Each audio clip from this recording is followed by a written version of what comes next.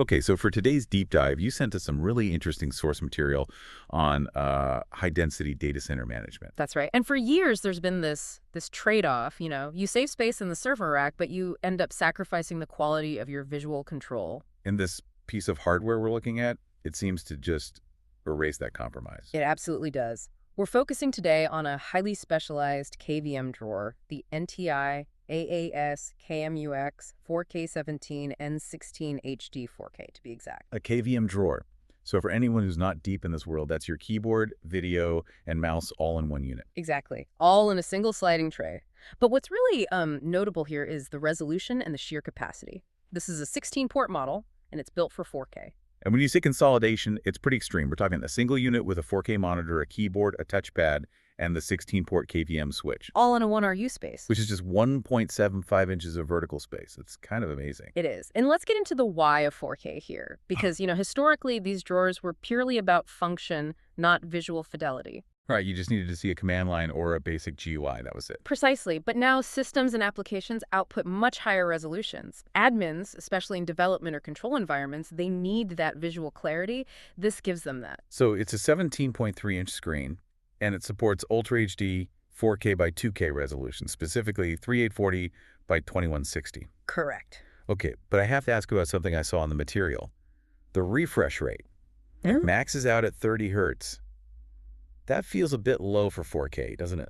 That's a great point, and it's a really critical distinction to make here. Yeah. For your main workstation, 30 hertz would be a deal breaker, but you have to remember what this is for. It's not for continuous gaming or video editing. This is for server management. Right. System configuration, BIOS access, emergency troubleshooting. For those tasks, 30 hertz is perfectly adequate. You get all the visual crispness you need without the massive bandwidth overhead of 60 hertz or higher. And the real power is the switching capability, I assume. That's it. You're controlling up to 16 separate high-resolution USB computers from that single point. And the compatibility seems incredibly broad. PC, SUM, MAC. Yep. It supports basically every OS you could throw at it, from Windows to Linux to macOS. It's designed to be a universal access point. It should drop into pretty much any mixed platform data center without any major headaches. Got it. And, speaking of dropping it into an environment, the physical design in a busy rack is paramount. This thing is rugged steel. Yeah, I saw some of the quality of life details that really stood out to me. Things that address old pain points. Like the hinges. Oh, the torque friction hinges. Yes, it sounds technical, but what that really means is the monitor isn't going to wobble around or slam shut on you, right? Exactly. It prevents a lot of costly accidental monitor damage. It's a bigger deal than most people would think. It also mentioned it's designed for a one-person installation. Which is a huge operational time saver. Anyone who has wrestled an old, flimsy crash cart into a rack will appreciate that kind of detail. And there are little safety features, too, like the LCD auto shut-off when it's closed, and it locks in place when it's open. Right, so it won't slide back in on you accidentally. Plus, it's adjustable. It can fit racks from 24 inches deep all the way up to 40 inches. So with all these robust features and specialized tech, it's obviously not a consumer-grade item. What kind of price are we looking at? The source lists the current price at $4,410. So $4,410. That's a serious piece of equipment. It is, but that cost reflects the build quality, the integrated 4K tech, and importantly, the compliance standards it meets. Right, I saw that. It's CE and RoHS compliant, but the one that really stood out to me was TAA compliant. What does that mean in practice for procurement?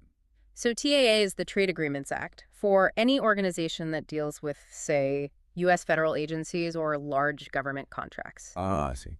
TAA compliance is often mandatory. It certifies the product was manufactured in the U.S. or another approved country. It's a necessary checkmark for the enterprise and defense sectors. So it opens up specific markets for them. Absolutely. And just for peace of mind, it also comes with a 2-year warranty and a free 15-day trial period, which is a nice touch. Okay, so let's tie this all together for you.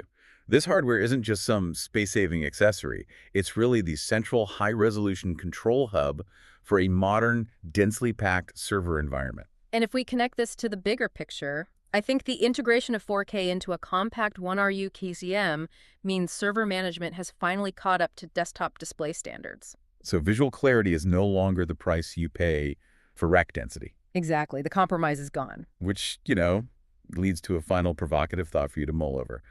We're talking about the complexity of managing 16 different Ultra HD systems from a single drawer. Hmm.